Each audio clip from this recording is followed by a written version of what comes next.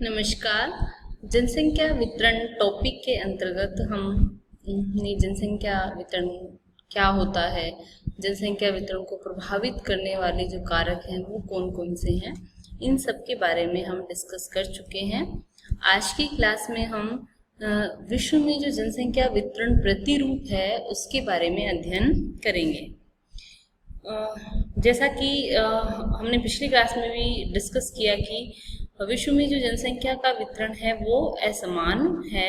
जहाँ पे उपयुक्त भौगोलिक दशाएं पाई जाती हैं जिन क्षेत्रों में, उन क्षेत्रों में सघन जनसंख्या निवास करती है, तथा जिन क्षेत्रों के अंदर जो भौगोलिक दशाएं अनुपयुक्त होती हैं या वहाँ पे जो है जनसंख्या विरल या जनशून्य क्षेत्र पाए जाते हैं। यदि हम वर्तमान में विश्व की जनसंख्या की बात करें तो लगभग 7.5 करोड़ जो विश्व की जनसंख्या है, और विश्व की जनसंख्या महाद्वीपीय स्थिति यदि इनकी देखें तो सबसे ज़्यादा जो जनसंख्या है वो एशिया महाद्वीप में निवास करती है।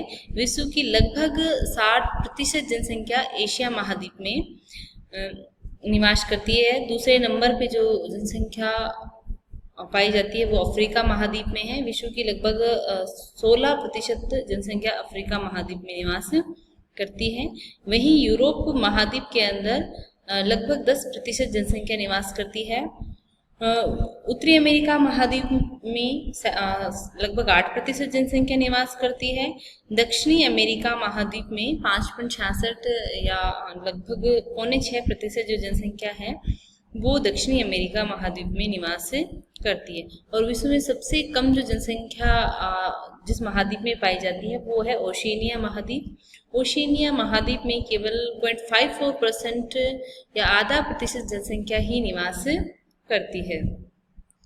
विश्व के जनसंख्या प्रतिरूप को यदि हम प्राकृतिक रूप से देखें तो विश्व का जो संपूर्ण भूभाग है 20% भूभाग पर 80% जनसंख्या निवास करती है या उस पर केंद्रित है, और 80% भूभाग पर जहाँ विषम परिस्थितियां पाई जाती है वहाँ केवल 20% जनसंख्या ही निवास करती है।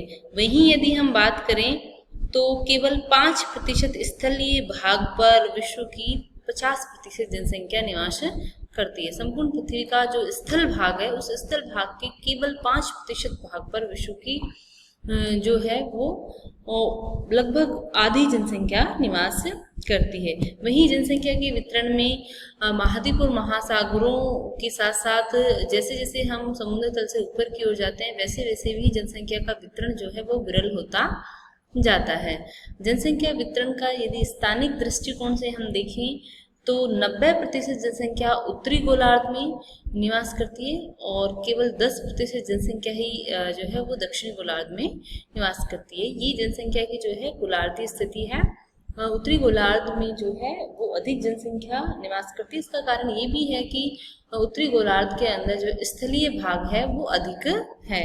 दक्षिणी गोलार्ध में केवल 10% जनसंख्या ही निवास करती है। इस तरीके से इन फैक्ट से हमें पता चलता है कि विश्व में जो जनसंख्या का वितरण है वो काफी असमान है। इसमें बहुत ज्यादा असमानता पाई जाती है। इस मानचित्र में हम देख सकते हैं कि किस तरीके से जो जनसंख्या का वितरण है वो असमान पाया जाता है। इसमें जो ऑरेंज कलर से, डार्क ऑरेंज कलर से जो दिखाया गया है ये डेंसली पॉपुलेटेड एरिया है या सघन बसा हुआ क्षेत्र है, जिसमें दक्षिणी एवं दक्षिणी पूर्वी एशिया वाला जो ये क्षेत्र है, दक्षिणी एवं दक्षिणी पूर्वी एशिया वाला जो ये क्षेत्र है, और उत्तरी पूर्वी अमेरिका वाला, और कहीं कहीं अफ्रीका का जो ये दक्षिणी मध्य पश्चिमी जो तटीय भाग है यहाँ पर, और ये ब्राजील तटीय क्षेत्र दक्षिणी अमेरिका का, इन क्षेत्रों में जो है ये डेंसली पॉपुलेटेड एरिया है या अधिक सघन बसे हुए क्षेत्र हैं।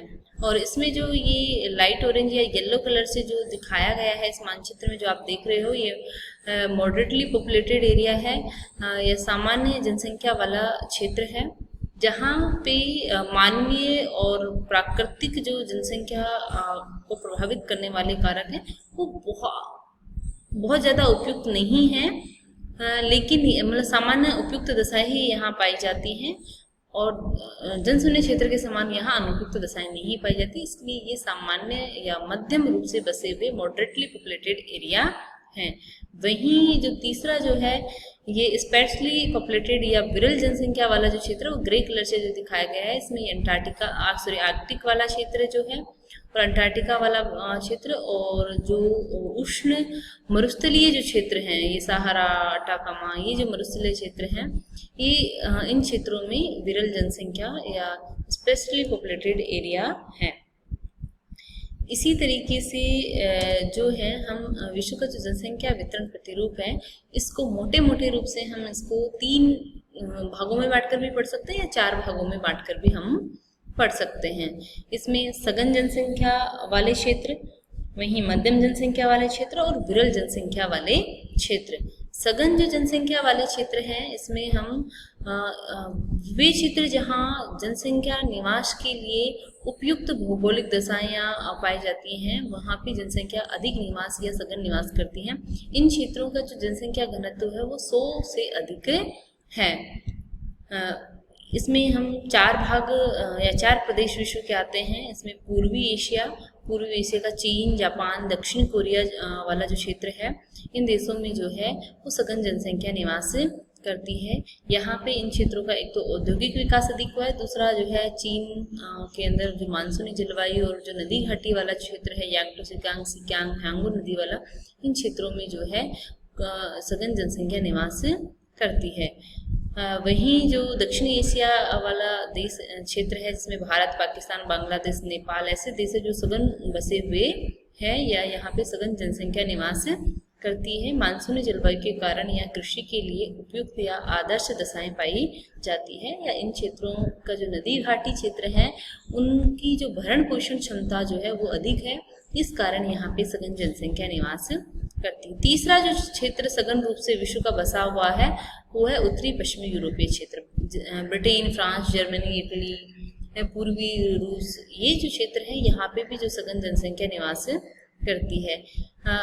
यूरोप के अंदर 40 से जो 60 डिग्री अक्षांशों के मध्य जो कोयला पेटी या रूर जो क्षेत्र है वहाँ पे खनिज पदार्थों के कोयला और लौह अयस्क के निक्षेप के कारण वहाँ उद्योगों का अधिक विकास हुआ है, तो इस क्षेत्र में जो है रोजगार के अधिक अवसर होने के कारण यहाँ पे सघन जनसंख्या निवास करती है। वहीं पूर्वी उत्तरी अमेरिका जो है यहाँ पे भी सघन जनसंख्या निवास करती है, क्योंकि ये क्षेत्र यूरोप, उत्तरी अमेरिका के अंदर मोस्टली जनसंख्या माइग्रेटेड है, तो इस क्षेत्र के अंदर यहाँ पे अधिक औद्योगिक केंद्रों का जो है विकास हुआ है, इस कारण यहाँ पे जनसंख्या अधिक निवास करती है। वैसे हम जो ये चारों ही क्षेत्र हैं, इन चारों क्षेत्रों को हम विश्व के प्रमुख जन समूह में डिटेल से पढ़ेंगे कि क्या कारण है कि यहाँ पे सघन जनसंख्या निवास करती है, इन क्षेत्रों की क्या क्या विशेषताएं हैं, इसको हम सेपरेटली जो है वो जनसमूह टॉपिक में पढ़ेंगे। ये इस मानचित्र में डेंस पॉपुलेटेड एरियाज, विश्व के जो डेंस पॉपुलेटेड या अधिक रूप से जो सघन बसे हुए क्षेत्रों को दिखाया गया है, जिसमें ये वाला जो एक सेकेंड ये है पूर्वी एशिया वाला, जिसमें चीन, जापान, कोरिया इस क्षेत्र में सघन जनसंख्या निवास करती है। वहीं ये है दक्षिणी एशिया वाला क्षेत्र, पाकिस्तान, बांग्लादेश, भारत, श्रीलंका, इस क्षेत्र में सघन जनसंख्या निवास करती है। वहीं उत्तरी पश्चिमी ये जो यूरोपीय क्षेत्र है, रूरपेटी, कोयलापेटी, यहाँ पे भी सघन जनसंख्या निवास करती है। और उत्तरी पूर्वी अमेरिकी जो ये तटीय भाग है, अटलांटिक महासागर का जो उत्तरी अमेरिका का तटीय क्षेत्र है, यहाँ पे अधिक औद्योगिक केंद्रों के विकास के कारण सघन जनसंख्या निवास करते हैं। इसके अलावा भी बिखरे हुए रूप में जो है विश्व में सघन जनसमूह के क्षेत्र पाए जाते हैं। नेक्स्ट जो जनसंख्या का वितरण का जो प्रकार है वो है सामान्य जनसंख्या प्रदेश वाले क्षेत्र या सामान्य जनसंख्या वाले प्रदेश। ये ऐसे प्रदेश हैं, यहाँ की जो भौगोलिक दशाएं हैं या वहाँ की जो पारिस्थितिकी है वो मानव निवास के लिए सामान्य दशाएं प्रदान करती है। यहाँ पर हम ये कहें कि जो प्राकृतिक और मानवीय दशाएं जो हैं वो इतनी भी उपयुक्त नहीं है कि ये सघन रूप से बच सके, लेकिन जो हम ये कह सकते हैं कि और बिल्कुल भी ये अनुपयुक्त नहीं है, मतलब सामान्य मॉडरेट दशाएं यहाँ पे पाई जाती हैं। अधिक जनसंख्या के भरण पोषण के लिए उपयुक्त नहीं है और बिल्कुल ही अनुपयुक्त नहीं है, तो यहाँ पे जो जनसंख्या का जो वितरण है या जनसंख्या घनत्व, हम ये कह सकते हैं कि 50 व्यक्ति प्रति वर्ग किलोमीटर पाया जाता है। यहाँ पे जो है बहुत सारे ऐसे कारक हो सकते हैं जिसकी वजह से जनसंख्या पाई जाती है, जैसे खनिज संसाधनों की उपलब्धता। इन सब के कारण जो है इन क्षेत्रों में जो जनसंख्या है वो सामान्य रूप से पाई जाती है। विश्व में यदि हम देखें तो सामान्य जनसंख्या वाले जो प्रदेश हैं वो अधिक सघन बसे क्षेत्र और विरल बसे हुए क्षेत्रों के मध्य वाले जो भाग हैं, मॉडरेटली, जो कि हमने इस मैप में भी देखा है, जो येलो कलर से दिखाया हुआ है, ये वाला जो पूरा क्षेत्र है ये सामान्य या मध्यम सघन बसा हुआ क्षेत्र है। और नेक्स्ट जो है वो विरल जनसंख्या वाले प्रदेश। ये ऐसे क्षेत्र हैं जहाँ मानवीय एवं प्राकृतिक जो दशाएं हैं वो जनसंख्या निवास के लिए अनुपयुक्त पाई जाती हैं। पृथ्वी तल का 70% ऐसा भूभाग है जहाँ पे विरल जनसंख्या पाई जाती है। यदि हम फैक्ट देखें, तथ्य देखें, तो विश्व की इस 70% भूभाग पर केवल 5% जनसंख्या निवास करती है।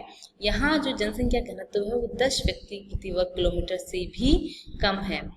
इन क्षेत्रों में उच्चावच की विषमता, अनुकूल जलवायु आदि सबके कारण जनसंख्या विरल पाई जाती है।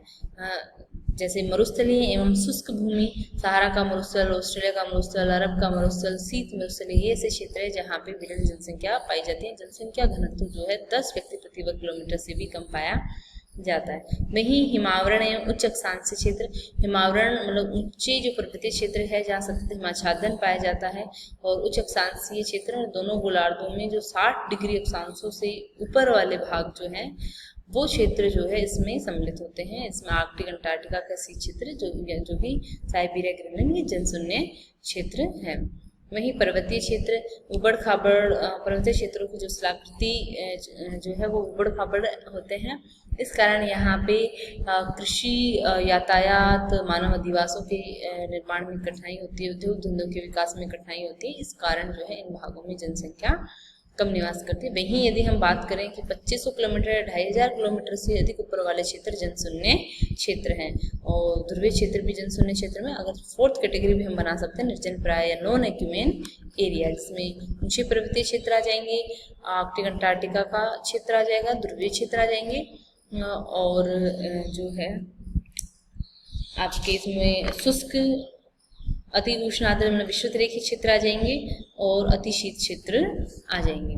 विषुवत रेखीय प्रदेश दोनों भूमध्य रेखा के 5 डिग्री उत्तर और दक्षिण के मध्य वाला जो क्षेत्र है वो भूमध्य रेखीय क्षेत्र कहलाता है। यहाँ तापमान बहुत ज़्यादा होता है, वहीं आर्द्रता या वर्षा की मात्रा भी बहुत अधिक होती है। इस कारण यहाँ पे सघन एवं वनस्पति पाई जाती है, या अधिक आर्द्रता के कारण यहाँ का मौसम चिपचिपा रहता है। मानव निवास के लिए यहाँ अनुपयुक्त दशाएं पाई जाती है। अमेजन बेसिन, कांगो बेसिन, दक्षिण पूर्वी एशिया का जो द्वीप, विभिन्न जो द्वीप हैं इन प्रदेशों में अधिक वर्षा, तापमान और आर्द्रता के कारण जनसंख्या न्यून निवास करती है। धन्यवाद।